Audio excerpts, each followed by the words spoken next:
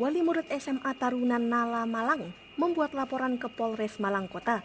Joni melapor putranya berinisial A dibawa pulang dari rumah sakit dalam kondisi memar parah di bagian mata hingga perut. Bahkan A disebut harus mendapat 9 jahitan di bagian matanya. Joni menyebut memar-memar ini dibuat oleh tindak senioritas rekan-rekan di sekolah putranya. Adapun Joni didampingi pengacara Wahyu Ongkowijoyo menggelar konferensi pers pada Selasa 13 Mei 2025.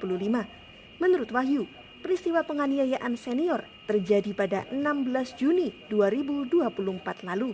Peristiwanya bermula ketika seorang senior SMA Taruna Nala terjatuh dan merasa dipermalukan. Sang senior pun mulai menuding ada yang bertindak jahil terhadap dirinya. Belum diketahui pasti apa penyebab jatuhnya, namun sang senior segera menyoroti korban A yang posisinya paling dekat dengan titik jatuh.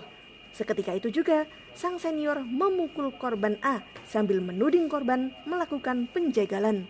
Menurut Wahyu, korban A tidak melawan meski telah dipukuli oleh sang senior. 3 jam setelah tindak pemukulan, korban A dipanggil ke kamar senior. Korban A mengaku tolak perintah itu dan pilih ke kamar kakak asuh untuk minta tolong memberi saran.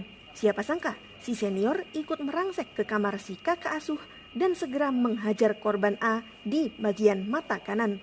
Pihak orang tua korban A pun segera membuat laporan serta menghadiri mediasi dengan pihak sekolah didampingi Polres Malang Kota. Hasilnya, SMA Taruna Nala mengonfirmasi 2 pelaku penganiayaan merupakan siswa kelas 11. Kabar terbaru menyebut kedua pelaku dikeluarkan sebagai sanksi tegas dari pihak sekolah. Namun begitu, pihak keluarga korban tetap melanjutkan proses hukum terhadap kedua pelaku.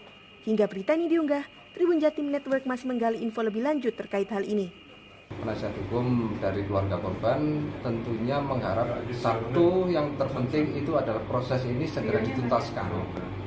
Karena itu menunjukkan satu bentuk kepastian hukum dari permasalahan yang ada. Ya kan, perkara yang ada. Yang keduanya, tentunya seperti apa yang disampaikan oleh pihak keluarga korban, tentunya tidak akan selesai pada tahapan itu aja. Ya kan?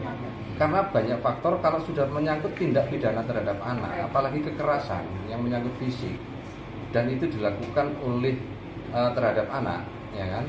Itu tentunya akan berdampak yang cukup panjang. Kita tidak hanya melihat dari sisi kerugian materialnya aja. Sisi imaterialnya ini pun juga harus diperhatikan.